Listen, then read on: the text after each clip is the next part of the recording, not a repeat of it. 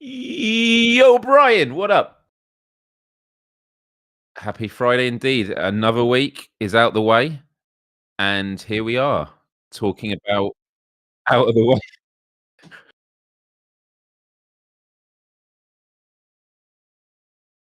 I can hear you.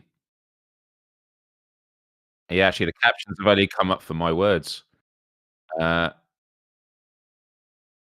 I don't know. Can anyone hear Brian?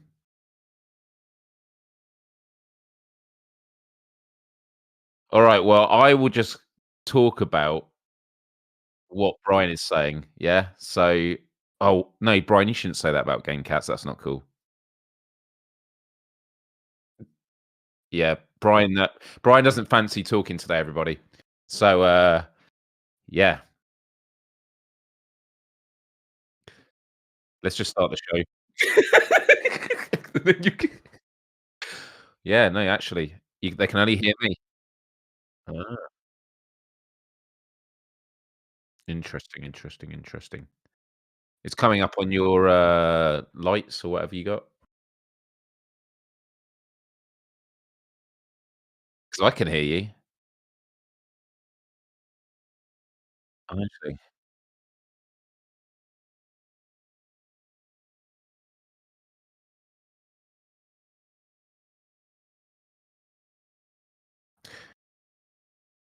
While Brian is testing it, I'll just keep chatting. So, yeah, it's Friday. All good things happen on a Friday, except sometimes the sound has a bit of a hiccup. How we doing, Game Cats? I mean, the topic of today's show is partly inspired by my massive anxiety by the fact that it's soon time to pre-order those PSVR2s, and I don't I don't have my email yet from Sony. So, is there anyone outside the US in the chat who has received their confirmation email yet? No, I'm not repeating what Brian says. No, I'm not repeating what he said. It's outrageous. I've never heard so much filth. Never. Absolute like, some of these words, and I've never heard them in this combination used before.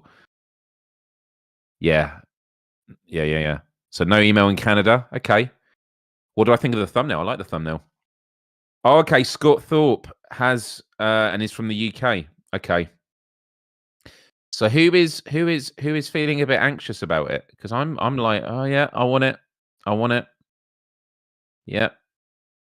New no, I'm just delaying. Yeah. Oh, now I can hear myself. Yeah, a lot of people gutted. Two words sounds like dire. Hmm. Brian is using his profanity dice. He is indeed. He is indeed. I think that this is. I think Sony's behind this. So, guys, this has been a massive joke. Brian's not actually on the show today. It's just me. So I was thinking how long I could go until you realised that Brian wasn't actually here. Yeah. Right.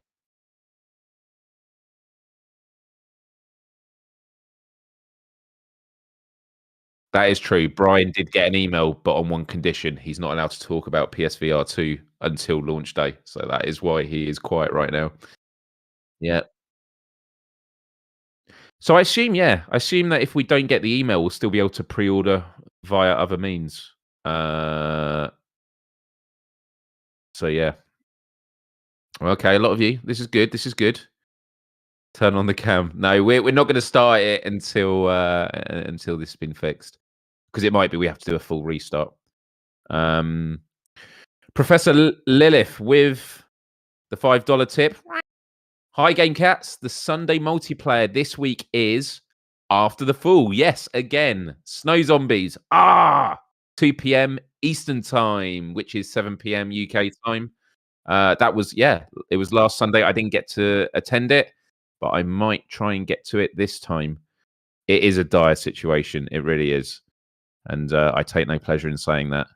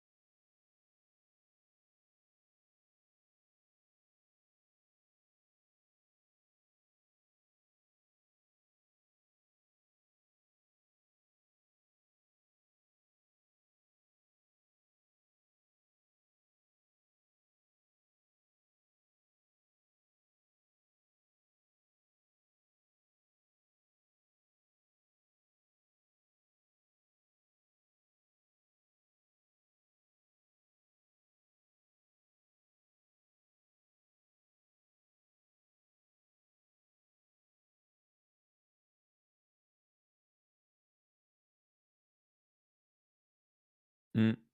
Can you hear me, Brian? Can you guys hear me? Cool. I'm gonna.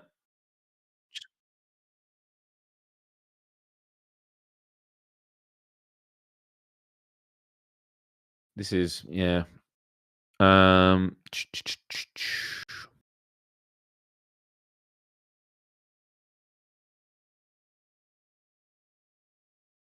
And just and if you were to restart OBS fully, we'd have to restart the stream, yeah, like a new stream. I know. Yeah. Let's give it a go. I've just know. Oh, Miles Dyer, £2.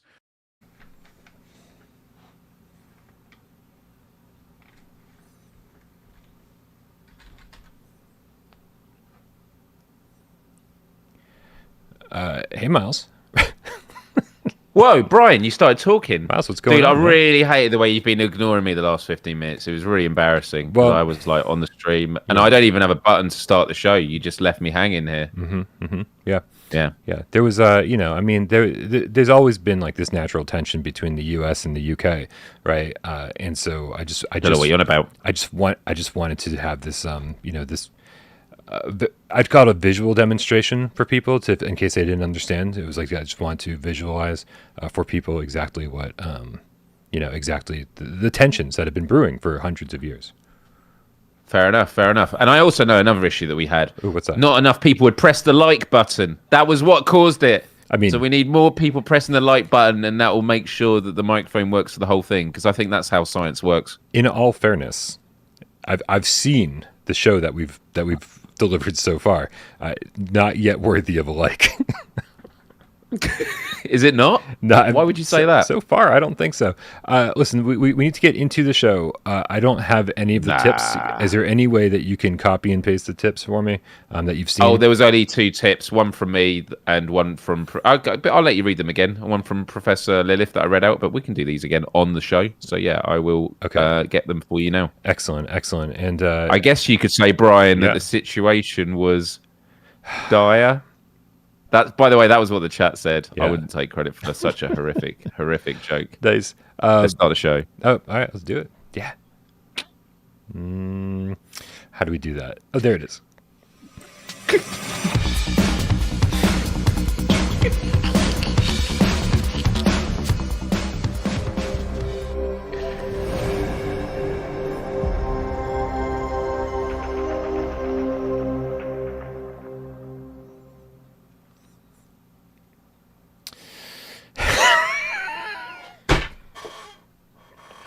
Miles, it wouldn't be without Parole if I wasn't AJ at PSVR Underground.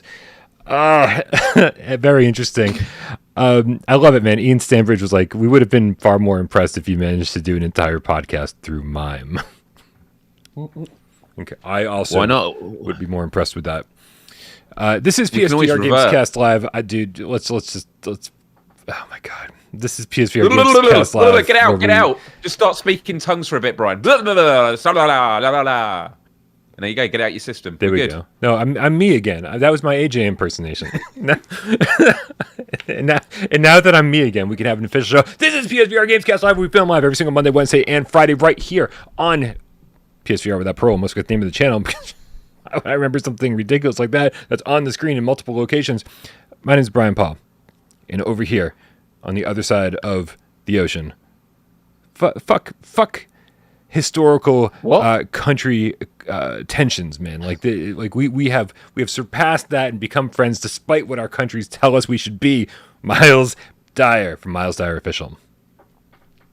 Thank you, Brian. Welcome. It's good to have you with your full voice so everyone can hear it because, it was just...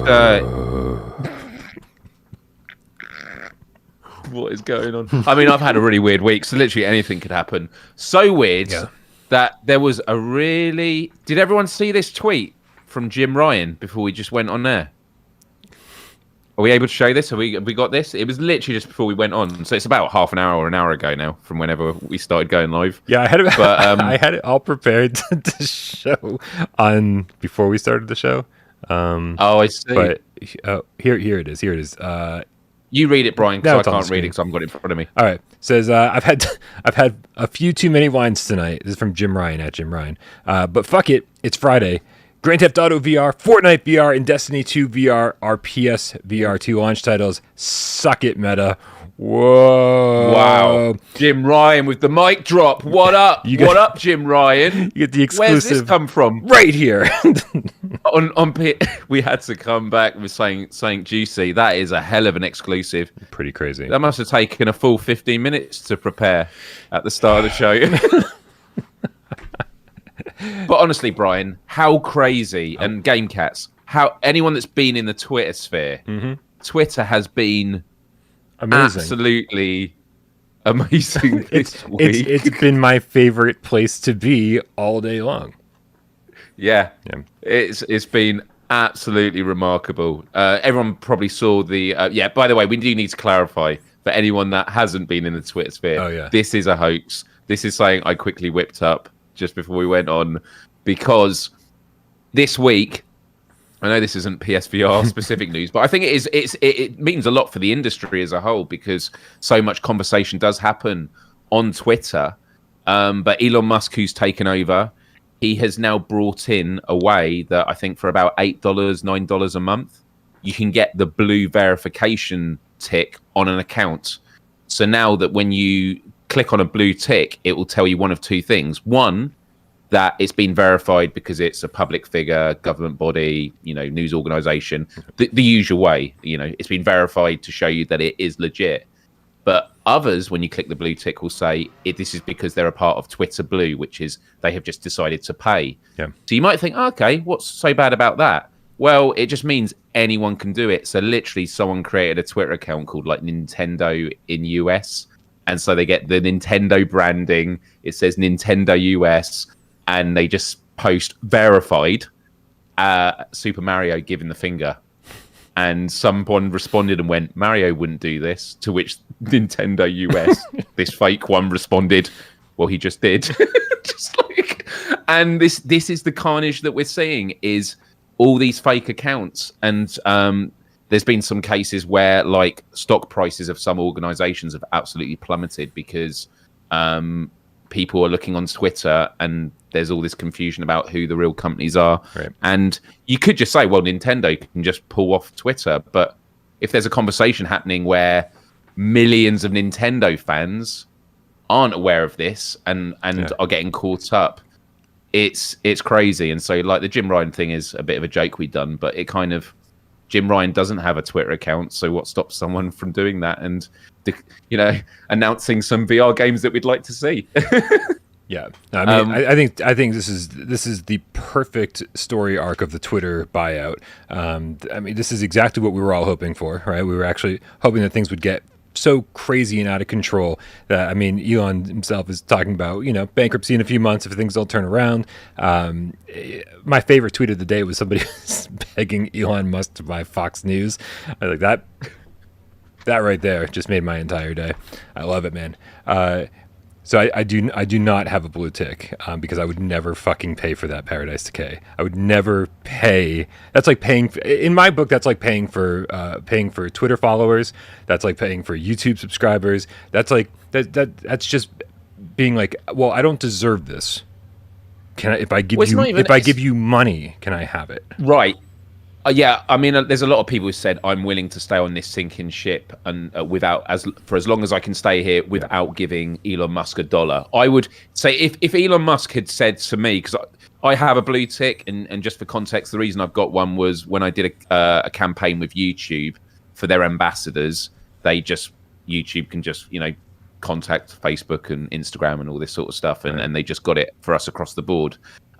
It's more of a headache than anything, really. I mean, on the one hand, there are some benefits. It means you can have a verification only feed. You get to, for me, I was able to talk to journalists quite easily. But the other thing is, anytime I comment on anything or tweet, you just get people going, oh, verified means he's a complete twat or what have you.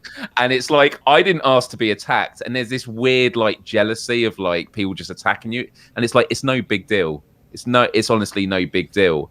But yeah, if Twitter had said we're actually going to remove your blue ticks unless you start paying, I'd let him remove it. Like, there's no way I'm paying for it. And yeah, I think it's an interesting business move. Interesting in a sense of he's paid 44 billion for this company and he's sinking it to the ground, which for me is an expensive hobby. And I thought PSVR2 was expensive. Expensive hobby. Genetic Blasphemy, the Chrome Colossus with a $2 tip says with the troll tweet that you posted earlier. So this will now get picked up by 8 other VR feeds. I'm sure it'll make the news tomorrow.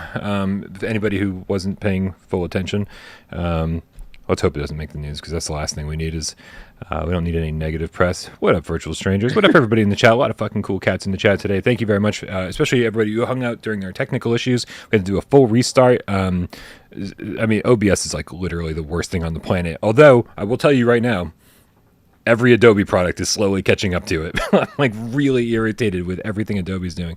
So, which means my entire life is really irritating all the time because these are all the products I use constantly. What the great thing about today's show, Miles, is that you and I were both like, wow, it's been fucking what a week, and I've been having a crazy day, and it is. We were like, okay, let's get a good hour episode and then move on so we can get on with our night and call it a day. And we've already killed 25 minutes of it, Brian. 25 minutes down, we haven't actually started the show yet. So congratulations, Miles. This is what we call a normal Friday. This is absolutely a normal Friday for us. So, dude, in with that all in mind, I think maybe we should get the show started so we can actually make a little bit of progress through this stuff. Let me bring up the run of show. Starting with an important message from our friend Serial Killer, the Gamecat. If you guys haven't been paying attention, he's been running the Gamecat team for the Mowvember Foundation. Of course, Mowvember is the Men's Health Awareness and Suicide Prevention Month, and they're just a great foundation, a great team of people who I think this has been going on for years. And so the Gamecat team is sorely lacking in help right now. So please, if you can, make sure you sign up. I got a couple links here that I guess I'll throw into the chat. This first one is for. Here we go. For US cats, I'm going to put US right here. If you want to sign up, that's the link for the US cats, and then we'll go non-US. I'm just doing a lot of copying and pasting here, so you just hold on one second. There we go. So now that you know how to sign up, let me read the message from Serial Killer, the Gamecat.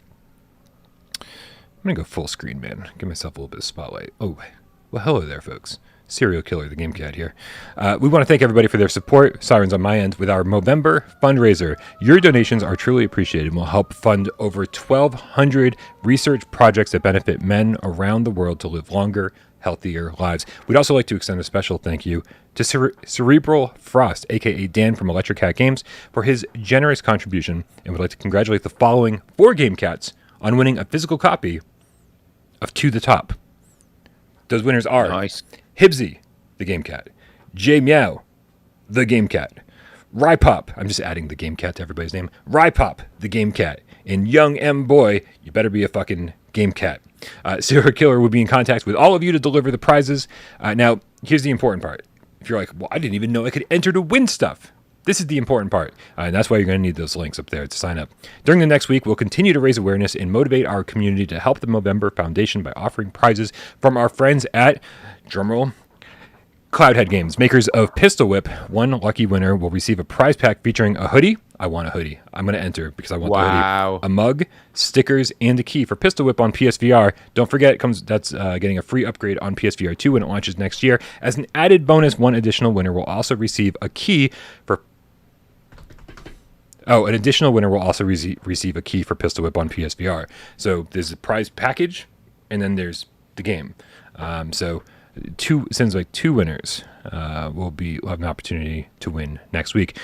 Enter by donating in the links provided in the chat, or for those outside the U.S., click the other link I provided in the chat. Congratulations again to our winners, and best of luck on our next giveaway. Donations must be received by Friday. Pardon me, young lady. Excuse me. That's my coffee. You cannot have any. You're too young for coffee. Donations must be received by Friday, November 18th at 4:30 p.m. Eastern to be entered in the drawing. Winners will be announced on next Friday's GAMESCAST. Welcome back, Miles. Huge love, Serial Killer, the Game Cat, for getting involved, organising this, and with the community. Everyone get involved if you can. Yeah, awesome, and what a prize for next week as well. Yeah, what a prize, dude! I really do want a Cloudhead hoodie. Hoodies are my favorite thing to wear. I would walk around naked hoodie with hoodies if that was socially acceptable. And at this time of year, it's hoodie season, man. Hoodies in nothing else season. I think there's a lot of people in the chat that are really happy that's not socially acceptable right now. Hoodies and nudies. Oh, man. You sound extra giddy today, man. I like it. I'm in a weird mood. Yeah. I honestly don't know what's going on. It's all right. Well, listen, let's be in a weird mood together. Moving on to some viewer takeover questions. This is going to be the longest show of all time, Miles. Viewer takeover questions. Don't forget that if you want to submit viewer takeover questions, if you want to be part of the show, because we want you to be part of the show, you're way more important than anybody that's up here on camera. Sorry, Miles. And sorry, myself. And sorry, Tornado. We love you. You're way more important than we are. Don't forget, you can join our Discord. Click the link in the description below and leave your viewer takeover questions in our viewer takeover channel. And that's the best way to get your questions right on the air, along with tipping, like Nidogger, the European Zucker Gatto said with the 2.5 euros, says, early tip train, have to go to sleep. Have fun. Thank you so much, Nidogger. Sleep well. Zucker Gatto. Sleep well. I know, man. I want to snuggle up and join him. What are we talking about? Oh, yeah. We're talking about viewer takeover questions, and one is from Serial Killer, the Mowvember Gamecat. That's right. For games like Saints and Sinners. Oh, sorry, no, you go. No, I got something to do anyway.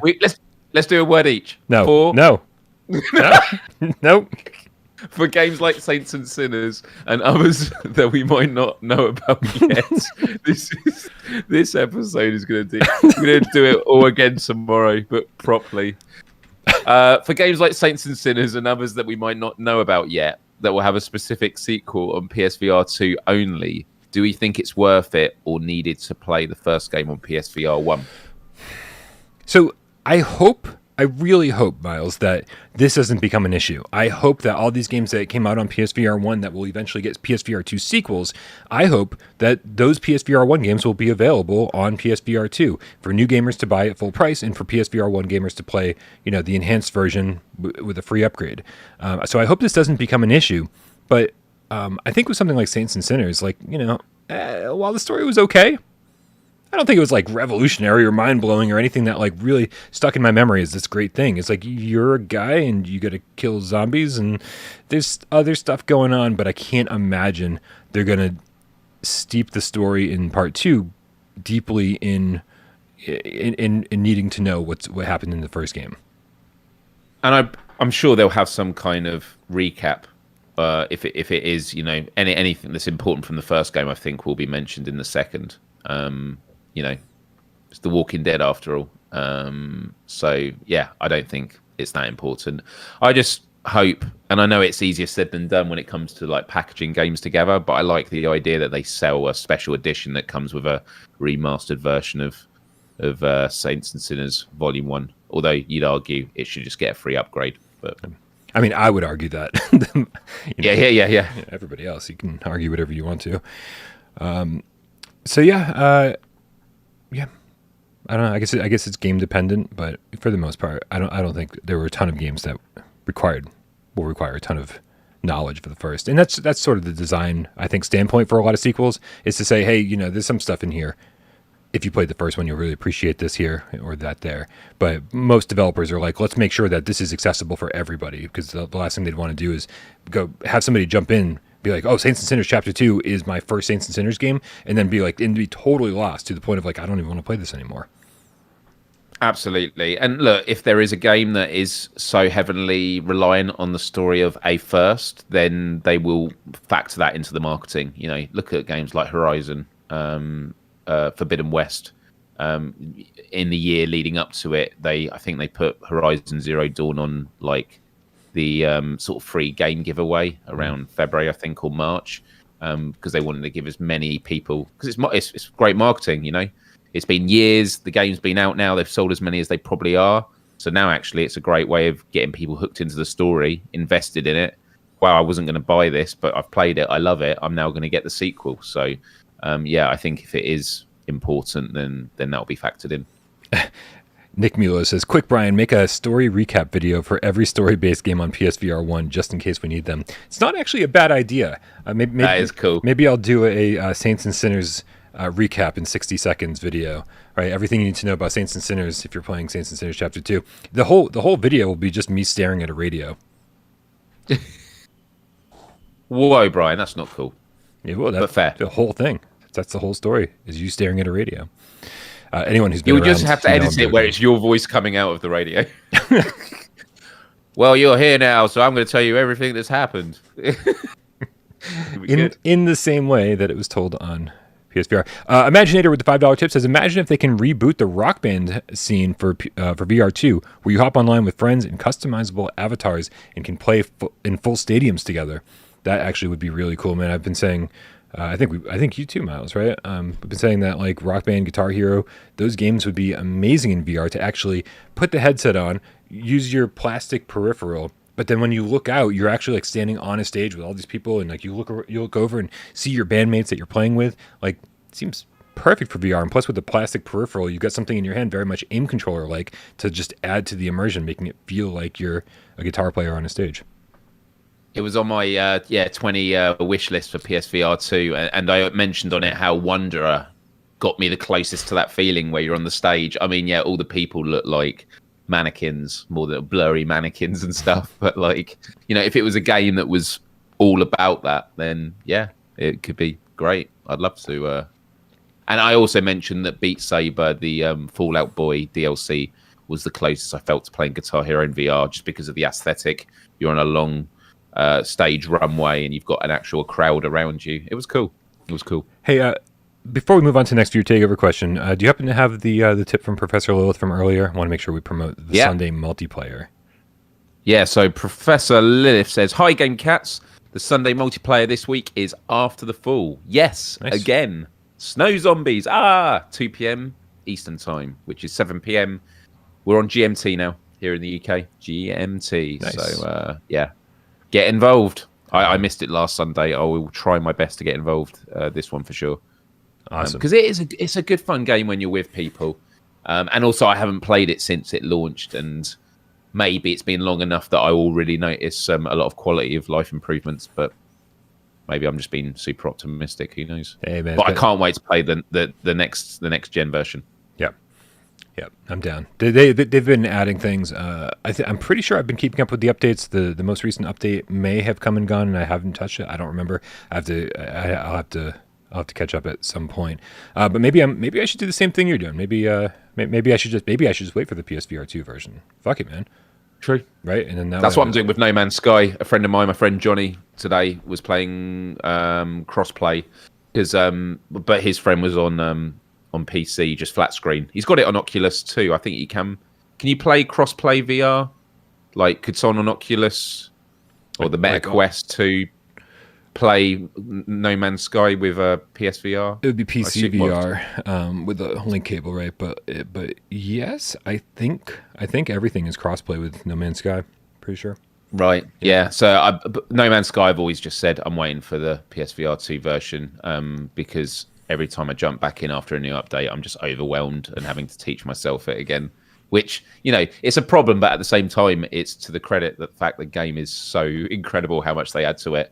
So, yeah, my friend's friend said he just bought No Man's Sky, never owned it or played it before, cost him $12. Just an absolute bargain. If that's what you're going to be paying for a PSVR2 game, it's like a must buy, isn't it, at launch? Yeah, absolutely. Or Seek, the steampunk GameCat with the viewer takeover question, says PSVR2 upgrades are great, even more when they're free. But what happens to the original PSVR game? How long should developers maintain both versions? Should PSVR owners who can't afford or wait before buying PSVR2 be left behind so developers can use the full power of the PlayStation 5? It's a tough question, right? Because I mean, this goes far, far beyond PlayStation VR2. This is just gaming in general. With every generation of that with every generation of consoles, whatever that we get through, it's becoming more and more expensive to be a gamer.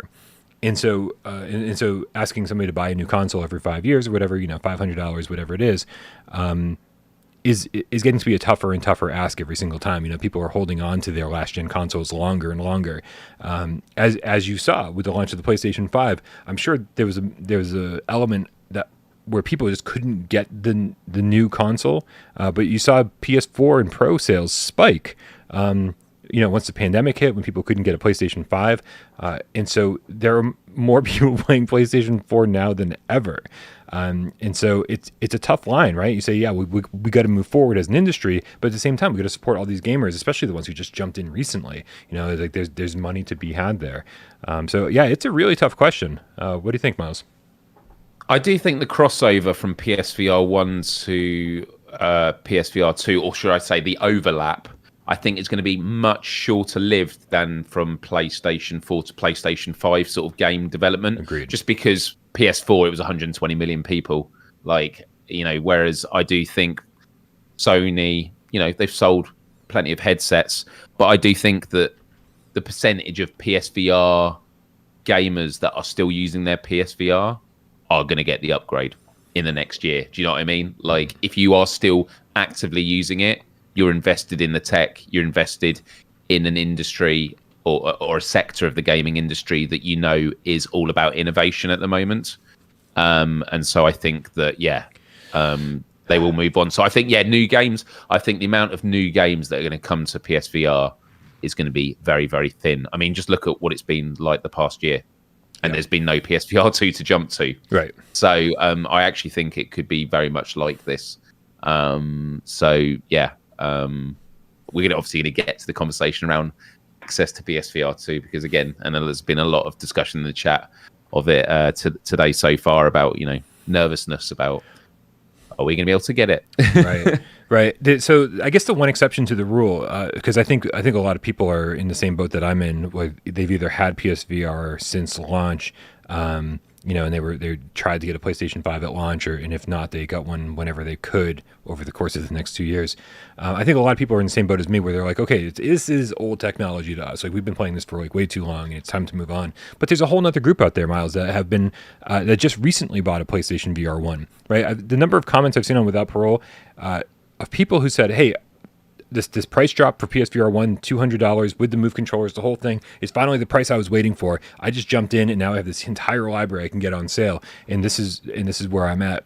And so it's kind of been crazy to see all the people, the new Without Parole subscribers who are just now getting into VR for the first time, just now getting into PlayStation VR for the first time, and that's awesome.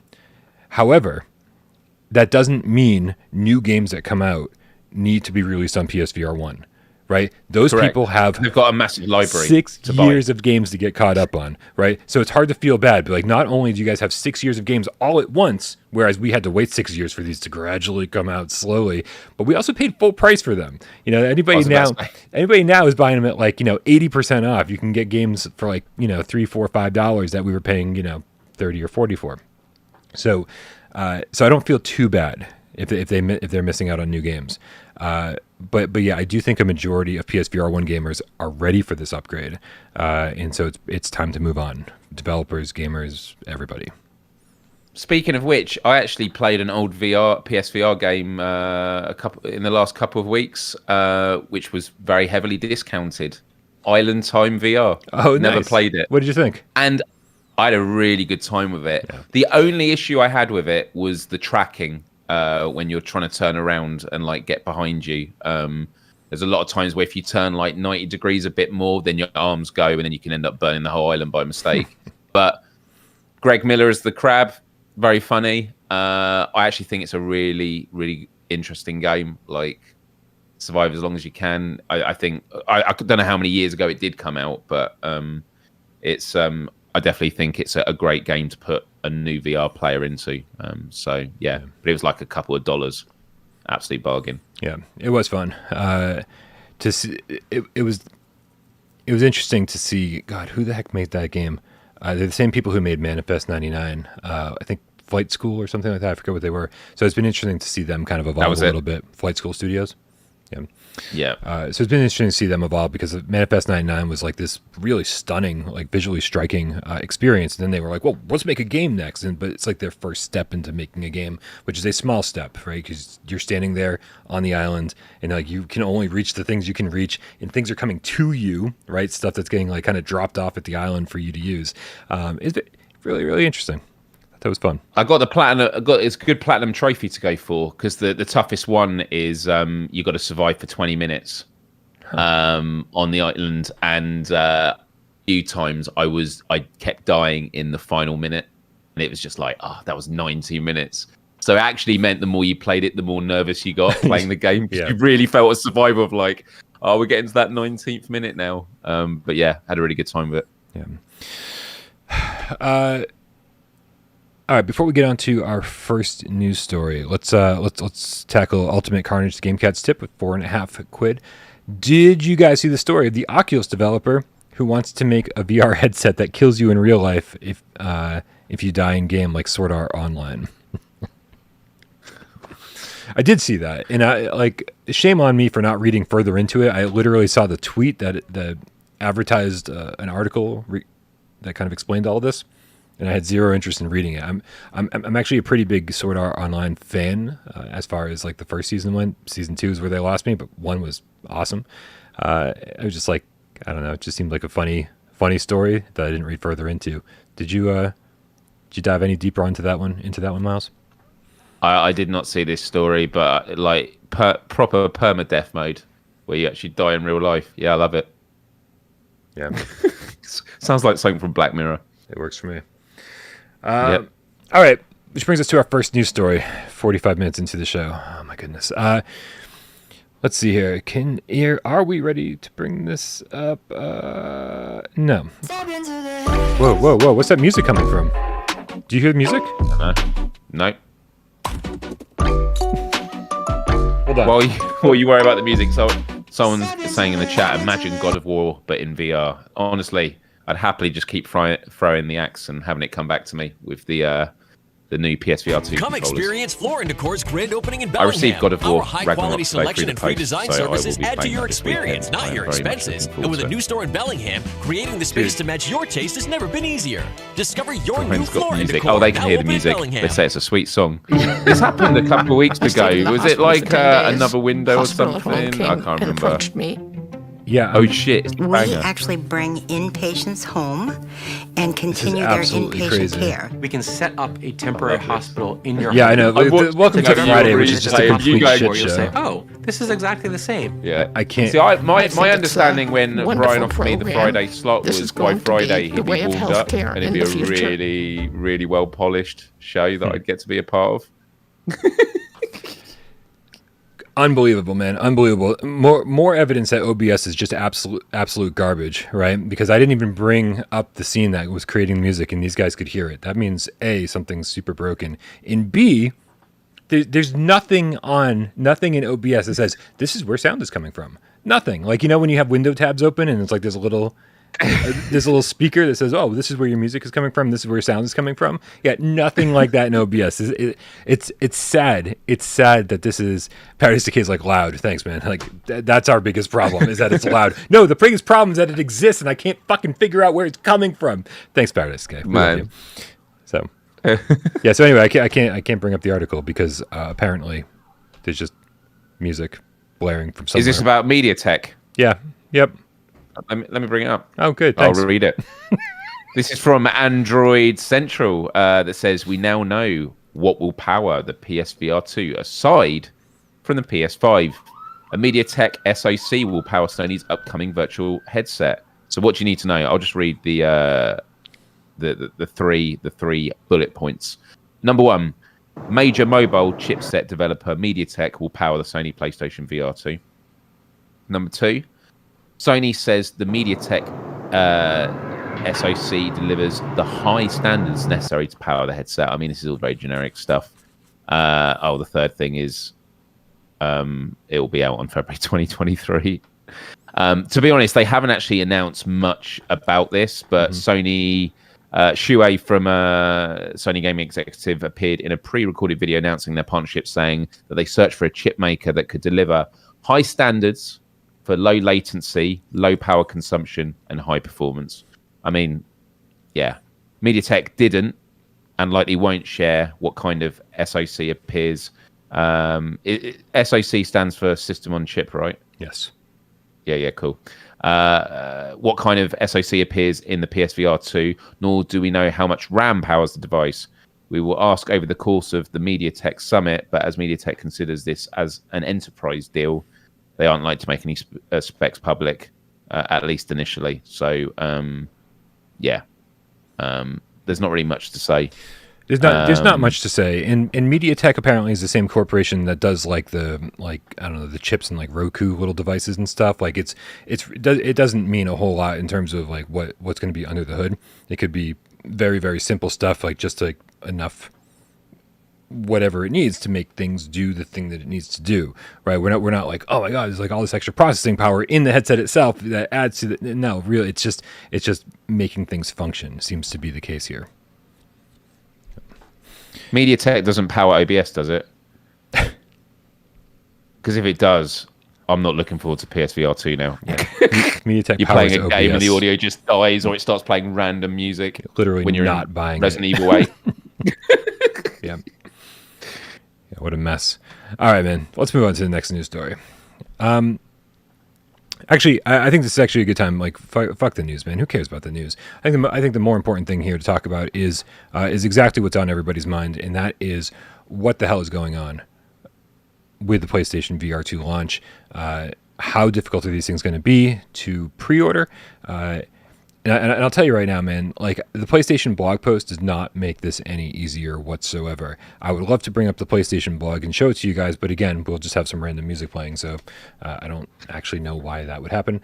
But just to clarify, let me reread in case you guys haven't seen this or you just kind of glossed over it. On the PlayStation blog itself, the only place that really has divulged any pre-order information for PlayStation VR2, it says, during this initial launch phase, for our next-gen headset, players in the US, UK, France, Germany, Belgium, Netherlands, and Luxembourg. It's only 7 regions in the entire world. Will initially be able to pre-order PlayStation VR2 solely through PlayStation's online store at direct.playstation.com. Pre-orders will begin November 15th, and players may begin to register for pre-orders starting today. Orders from direct.playstation.com for PlayStation VR2 headsets and bundles will ship throughout the week of launch. In other markets, PlayStation VR2 will be sold at participating retailers with pre-orders beginning on November 15th. Information will be provided through participating local retailers in these regions. Miles, have you gotten your invitation yet? No, and every day I see people tweeting about it amongst all the other Twitter noise. The joke that goes in my head again and again is the thought of us at launch day celebrating PSVR 2, and there's me without one going, oh, this should be interesting to promote it. Lots of people, a lot of devs I know in the UK haven't got them. I know some Gamecats in the chat who are from the UK have received them. I think one from Canada I saw. So they are going out. Canada's not even one of the regions that is getting them.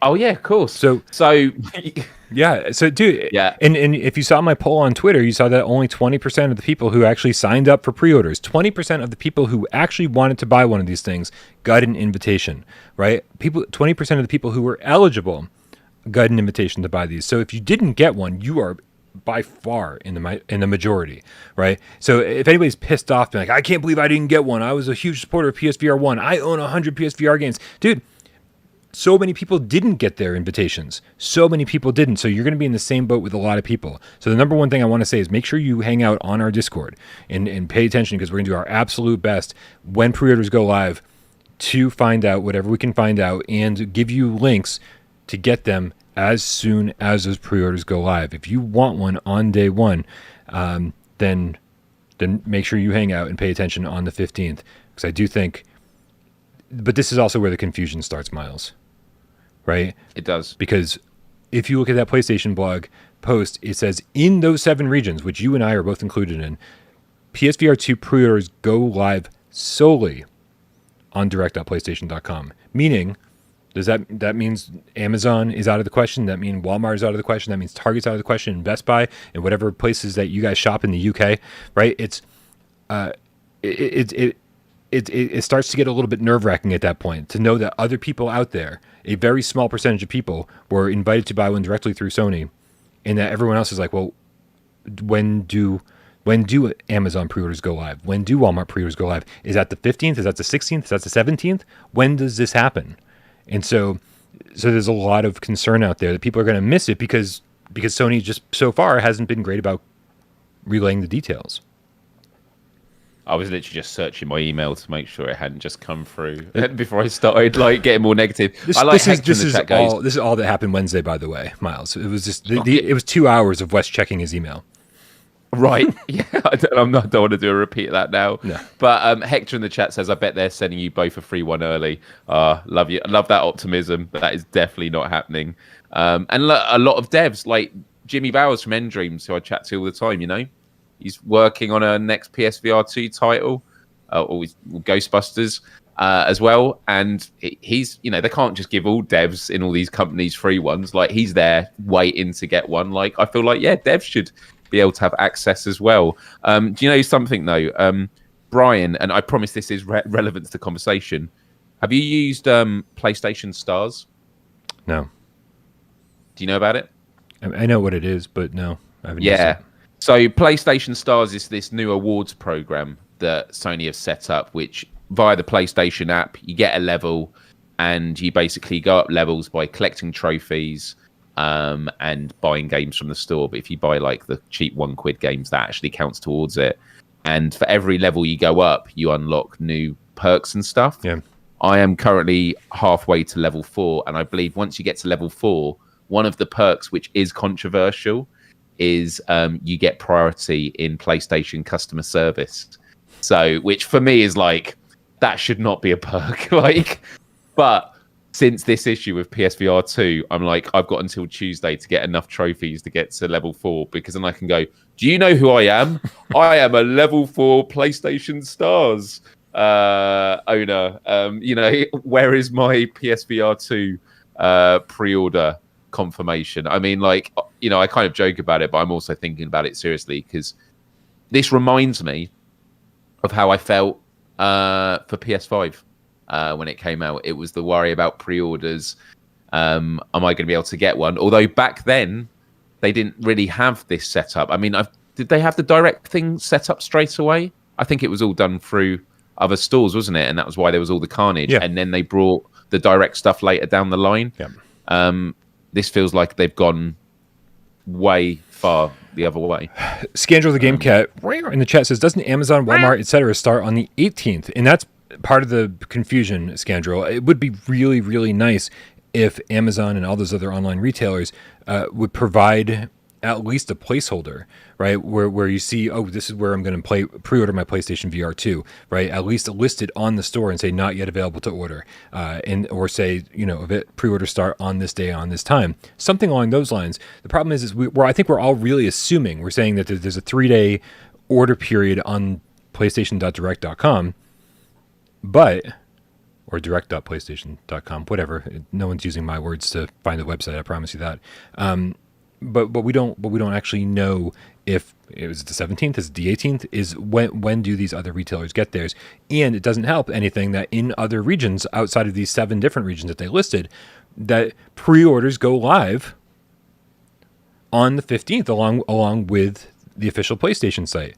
So why is it that if there's this, if other regions pre-order start on the 15th, and then here where Sony's trying to facilitate matters, right, and get these exclusive pre-order links out there, why wouldn't pre-orders begin here as well on Amazon and Walmart, everywhere else on the 15th? Which it doesn't sound like it's going to, but it just doesn't make any sense. The rest of the world gets a pre-order on the 15th, but the regions that Sony has chosen to deliver links to, right, trying to make it easier for us to get PSVR 2s, but then only sending 20% of the people who, I can't talk today, only sending 20% of the people out there who signed up for it links to it. It doesn't make any sense to me. If you're not going to send out links to everybody who wants one, then at least let the pre-orders in other places on Amazon, whatever, also go live that same day. So when people are like, okay, well, I need to get my headset, I've got to wait 3 days and hopefully I can pre-order. Like, it's just really, really confusing. It's really confusing, Miles, and I understand people's frustrations because I'm frustrated trying to convey the message that Sony's poorly conveying. Agreed. Nick was just saying in the chat, for the subject line of the email is PlayStation VR2, then it's your PSN ID in brackets, then your chance to pre-order. So that is a very clear title. I've definitely not received that. But to your point, Brian, you know, on the one hand, my gut feeling is maybe they're having issues with sending them out, and instead of doing a quick fix which could over allocate, they're like, you know what, we'll get this fixed by the 15th. So what might actually happen is there's just a massive surge on Monday.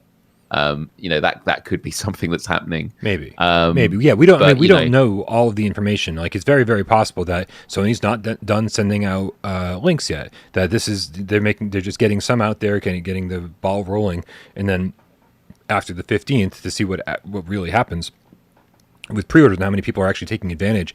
Maybe they'll start sending out more links to people who signed up. We have no idea. And again, because Sony's not telling us, we're just kind of speculating and saying, boy, I really hope there's more to it than what they're giving us so far. Snacks, please. The email checking GameCat says, could Sony, with the $5 tip, thank you very much, by the way, for your support. Thank you. Could Sony be doing pre-sale this way to gauge organic interest versus interest after they announce the full release lineup? That's what I keep telling myself. Right, it's also true, right? Sony themselves have said, we haven't announced the lineup yet, the launch lineup of games. They said, we'll be announcing that soon. Keep an eye on the PlayStation blog, shocker, for the full launch lineup. So it's possible that that's what they're doing too.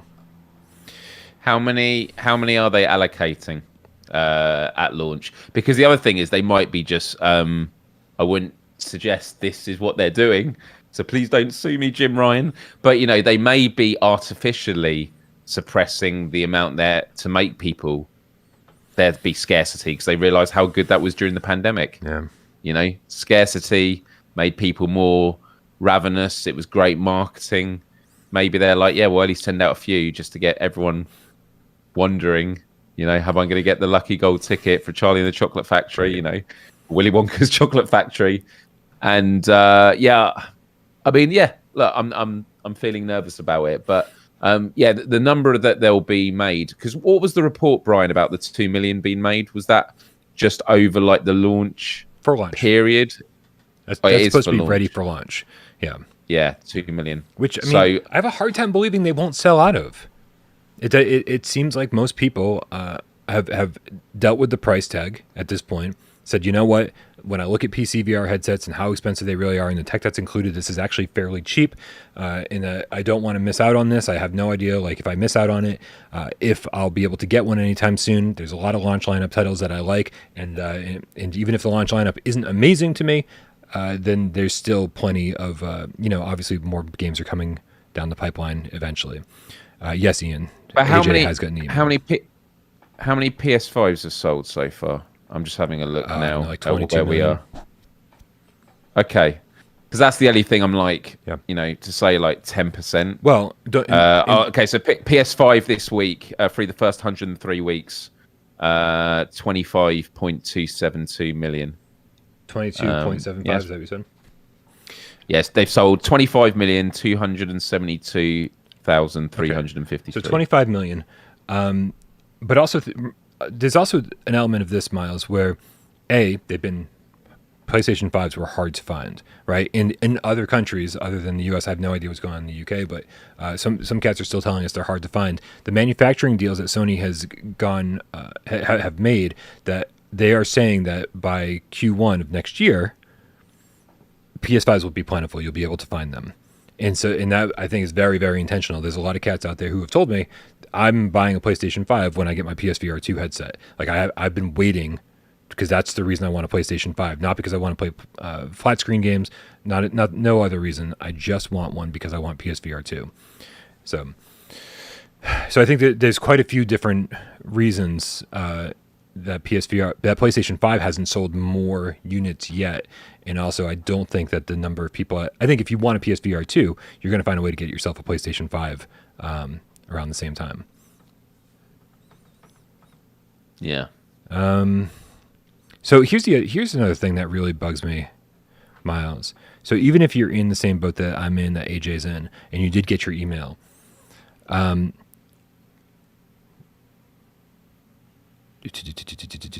Here it says orders from direct.playstation.com for PlayStation VR 2 headsets in bundles will ship throughout the week of launch.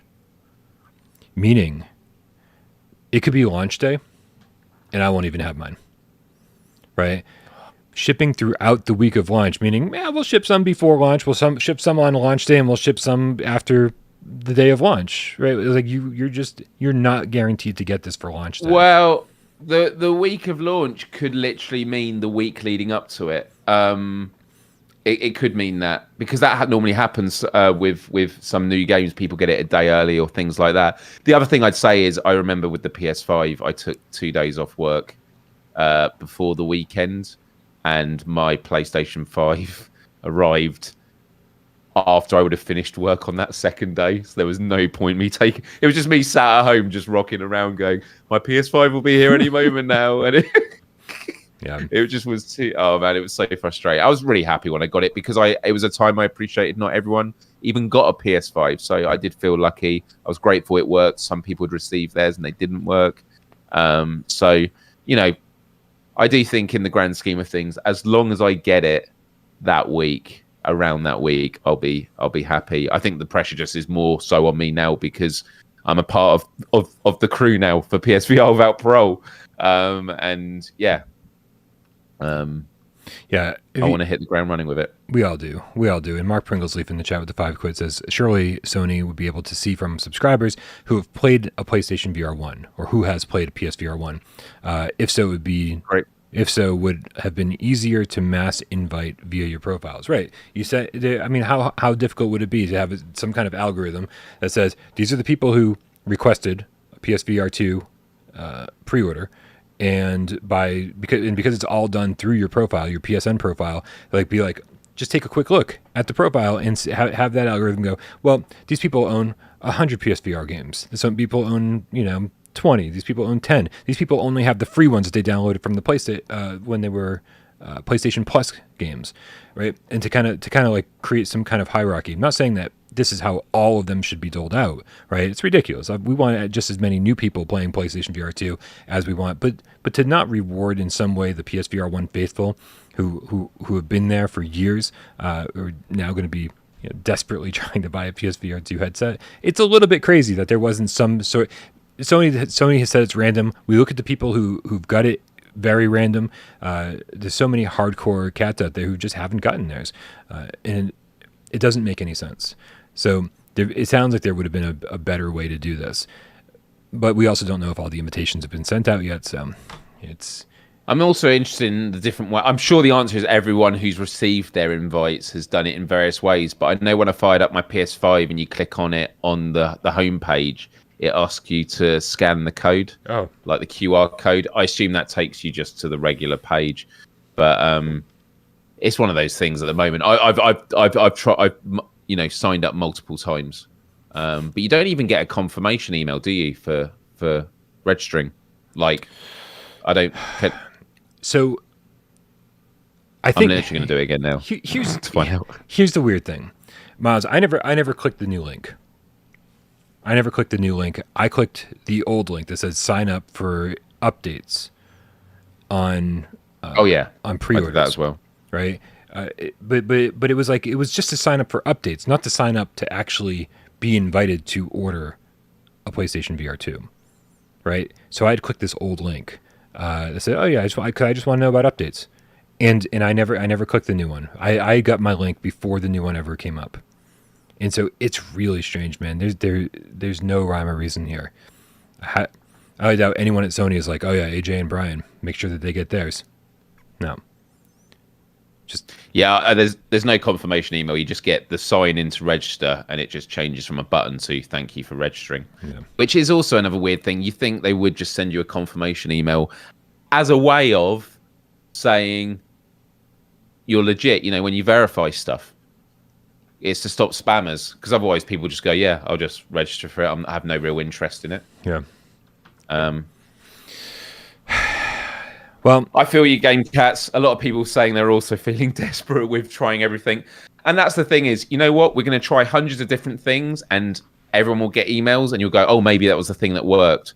I honestly think it's just random. It's just chance. I think that they're slowly scaling up as a part of building hype. And also they're being conservative.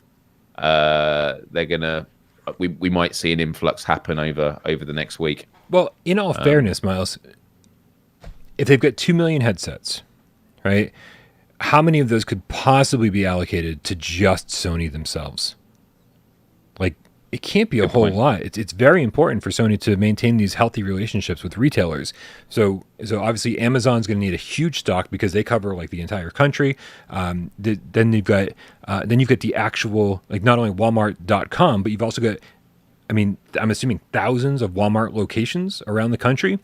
Like, so even if every Walmart only gets a couple, right? Multiply that times 1,000, right? Same with Best Buy, same with whatever. So the 2 million number, which sounds like a decent allotment, starts dwindling very quickly when you think about all these online retailers and how many they're going to need to satisfy the entire country, plus all of their brick and mortar stores.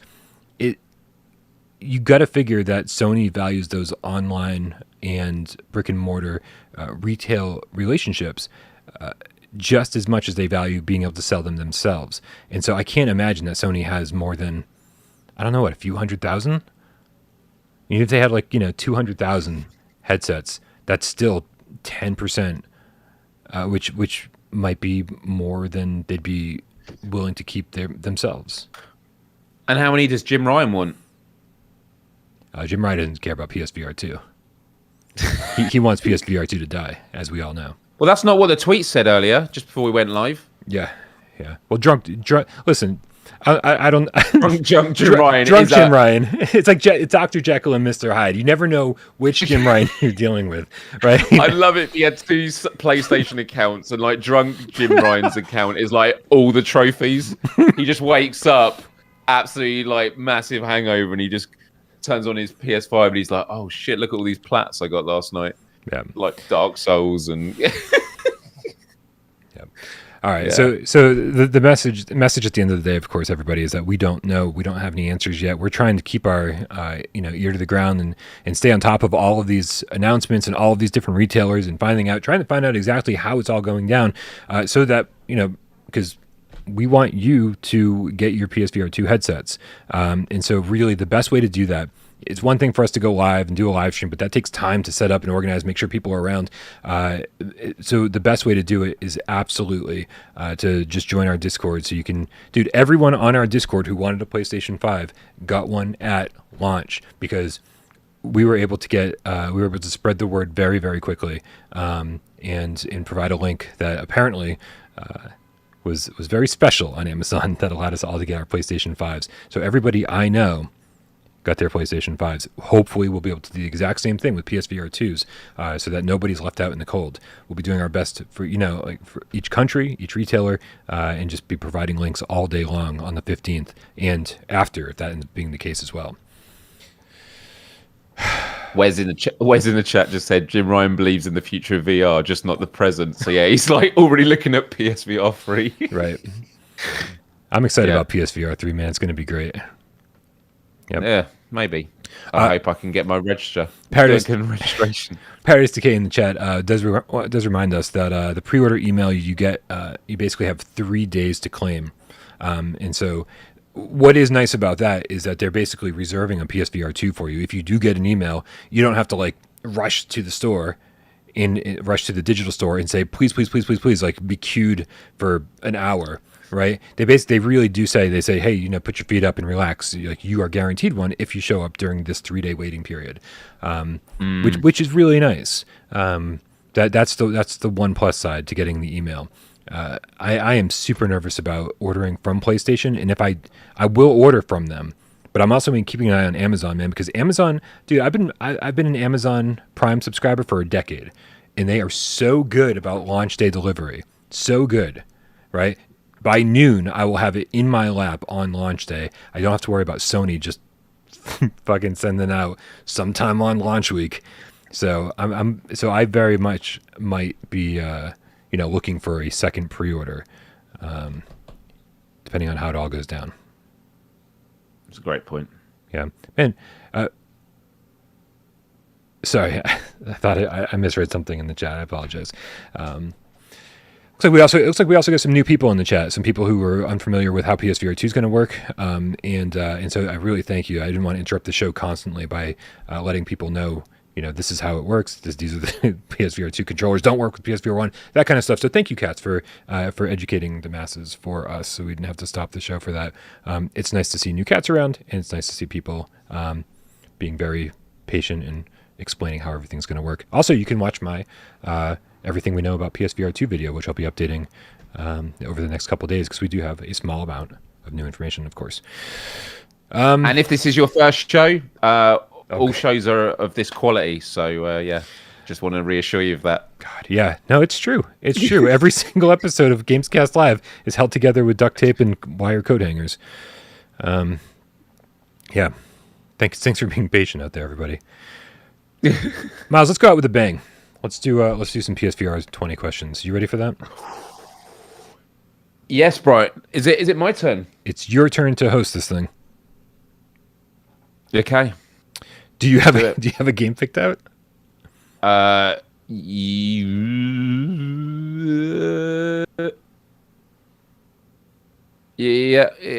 Okay. See, all right. You breaking down is not something I need. Everything else is breaking down over here. So yeah.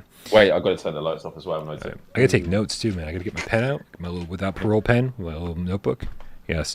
Looper, the Underground Game Cat with the 5 years, says they use a queue-it system, which is also being used for sporting events with high demand. So I wouldn't be so sure about no queues. I'm sorry, I didn't. Let me clarify. The problem with the queues is sometimes you wait an hour to get nothing. Right? That's the problem with the queues. To get My Chemical Romance tickets, I was in queue for an hour and I never got my tickets. Right? And so, meanwhile, I could have gone other places. But but no. So at least you're guaranteed to get one. That's the important part. Being queued for an hour is one thing. Being queued for an hour and not getting it, that's a completely other thing. All right, guys, I'm going to need all the help I can possibly get. And thank you, by the way, Looper, for the clarification. Let's do this. I got 6 minutes on the clock up at the counter. In 20 yes or no questions, along with your help out there to figure out what PSVR game Miles is thinking of. On my mark, get set, go. Does this game use analog sticks, Miles? No. 1. Okay, so we're going to assume it is moves only. Okay. Is this game puzzle focused? Nah.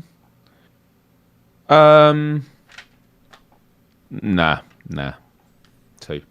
Okay. Is there you do a lot of shooting in this game? A lot of bang, bang, bang? Bang. Oh, bang, bang, bang, shooting. Bang, bang. No. Number 3. No. Okay. Oh, interesting, Johnny No Pockets. Is there magic in this game? Magic. Yeah. Very interesting. It's magic. Oh, that's the stuff that comes out your fingers, isn't it? You are worse than AJ wasting time today. No, there's no magic. Okay. 4. All right. Would you say, I'm going to go with Genetic Blasphemy. Is this a cartoony game? He's asking high quality, but who cares about high quality? Is it a cartoony game? Yeah, I'd say it's pretty cartoony. Yeah, 5. Okay. Does this game focus on melee combat by any chance? Melee combat. No.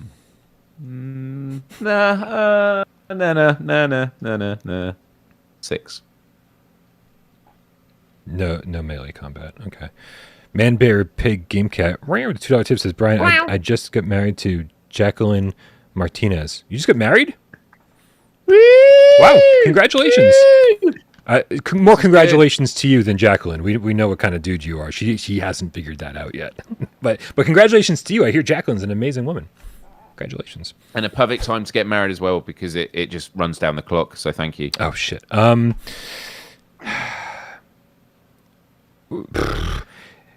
Is there any platforming in this game? Nah. 7. No, seriously, huge congrats. Yeah. Crow Alex says, "Is this huge congrats. Is this a game that's confirmed to be coming to PSVR 2 as well?"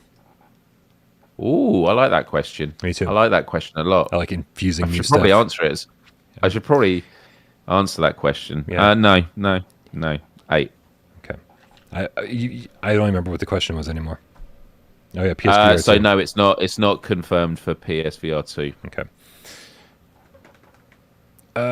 Is there any rhythm element to this game at all? Oh, rhythm element like a boom, boom, boom, yeah, that kind of rhythm. I'm so finding another guest host on Friday. No, there isn't. Wow. There isn't. 9. I'm so sorry, Brian. All we know so far is that this is a cartoony move game. That's all we know. Is there full locomotion? We'll go with Markio's question. Oh, full locomotion. Nah, there's not. 10. Wow. Is this an experience rather than a game? No, it's a game. It's a game. Okay. 11. By any chance, are you stuck on an island in this game? Oh, I like that. Yeah, you could say that. You could say that you were stuck on an island. Right. Yeah. Well. Is it? Does somebody famous in the games industry voice a cartoon crab in this game by any chance? Could you give me an example? What you mean by famous? I mean, well, famous meaning like, I don't know, 200,000 subscribers. Like somebody who would host a Kind of Funny show would probably be pretty famous in my book. Oh, Kind of Funny. Let me just have a look. Who's on that? Okay. Yeah. I guess you could say that. Yeah. 13. We're gonna find some undiscovered game that has Blessing Adeoye Jr.'s voice in it. Like, are you fucking kidding me? I know that like I know that there's no chance in hell that this is what it possibly could be, but I'm running out of questions. This could ruin the live stream forever if you're wrong. Is this Island Time VR? It is, Brian. Well done. 13, wow. Unlucky for some. There we go. So good. Thank goodness you didn't ask at the start. Have you mentioned it in today's? Which is because we not mentioned. That would have narrowed it down to like 2 games. Yeah. Amazing. And I'm so glad you did talk about it during today's show because I don't know if I would have gotten this today if it wasn't fresh in my mind. Right? Yeah.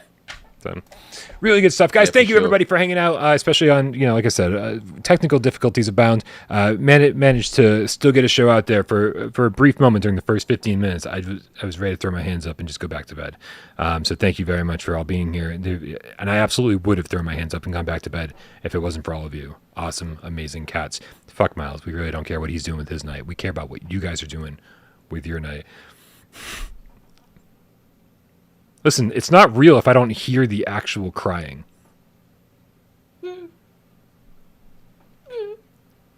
Yeah, that's doing the trick.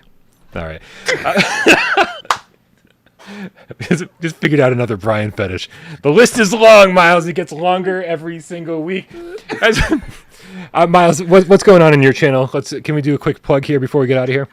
Well, if you haven't seen Wednesday's show, you have to watch it. There is so much clippable material in it. It's embarrassing. I basically go through a list of the animal kingdom and we rank them on how easy I could win a fight against them unarmed. And there are some horrible quotes in there. Because at first you're just going, yeah, like a gorilla, that would fuck me up. That's one of them. And then like a goldfish, it's like, yeah, I'd paint the wall in its blood.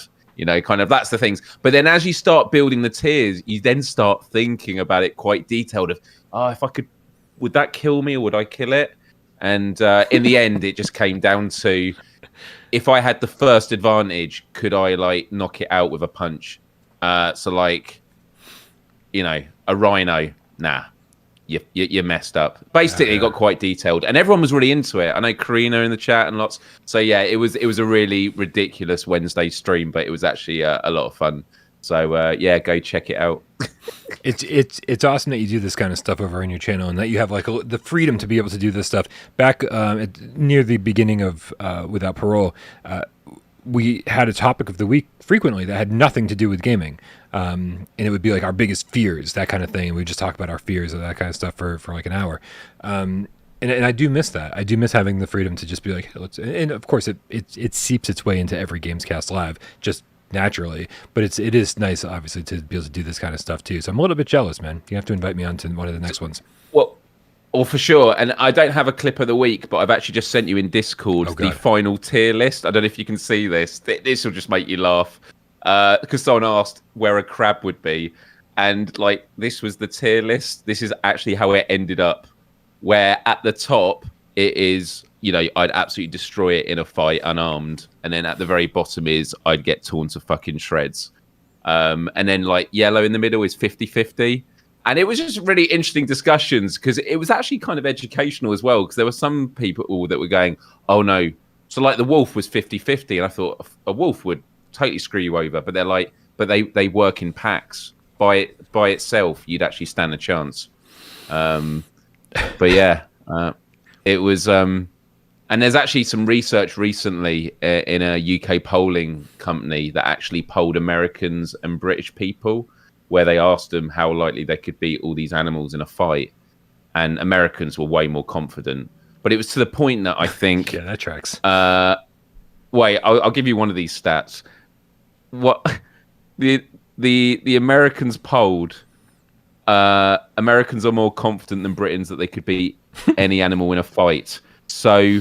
a chimpanzee, 17% of Americans. A king cobra, 15%. Like, 6% of Americans asked think they could beat a grizzly bear unarmed. I mean, what? 6%? I know. Yeah, I think we need to allow those 6% to show us what they've got, because I need to see this happen. 8% think they could beat a gorilla unarmed. This could be a new Netflix series.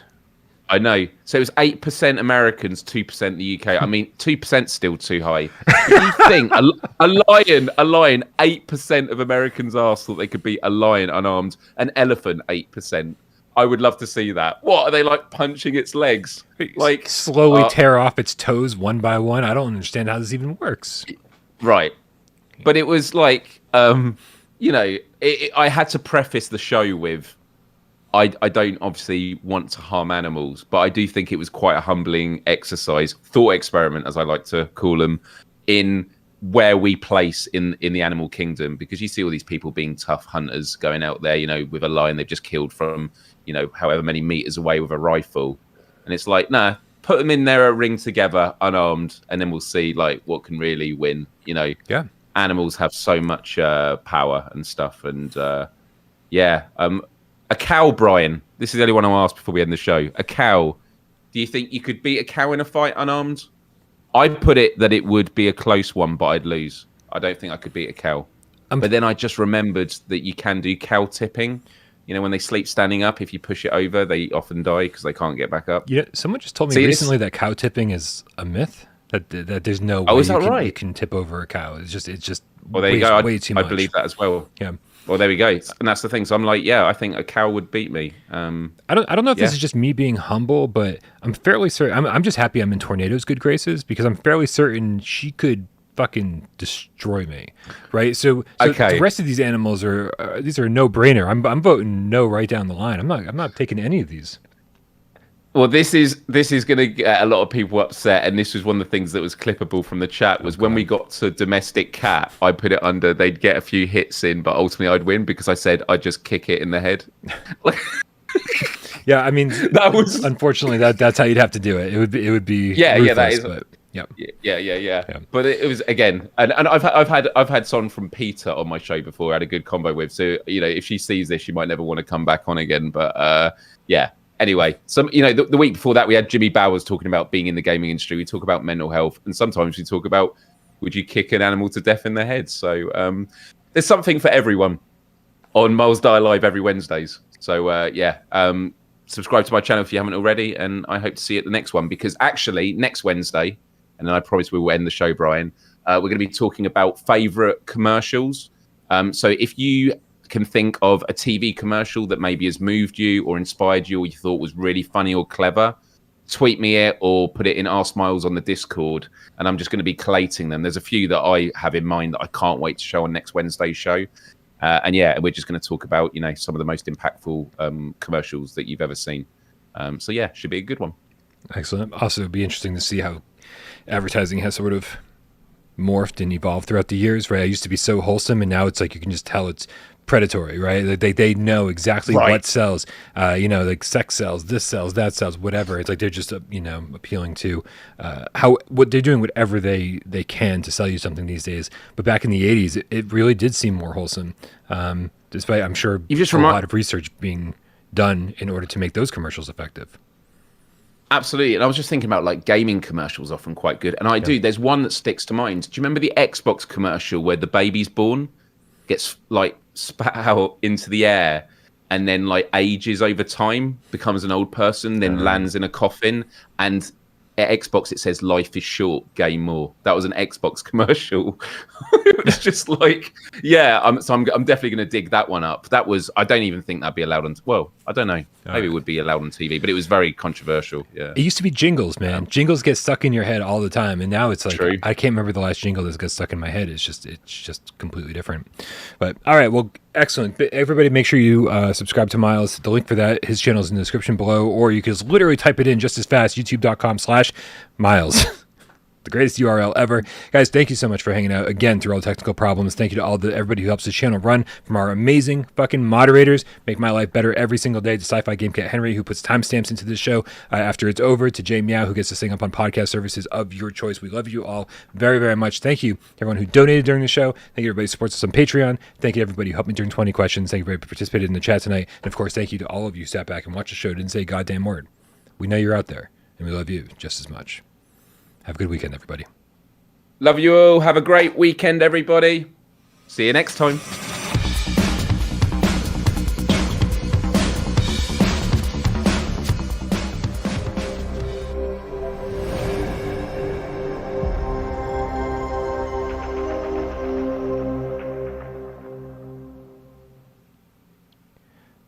Oh crap, dude! I'd love to sit around and like to say something funny right now. To end the show, but I gotta go. I'm super duper early. I gotta meet up with somebody. That's all right. Yeah, it's been a good one, man. Awesome. It has been a good one. Good night, everybody. We love you so much. We're ending the stream. No jokes or clips of the week. Much love, kitty cat.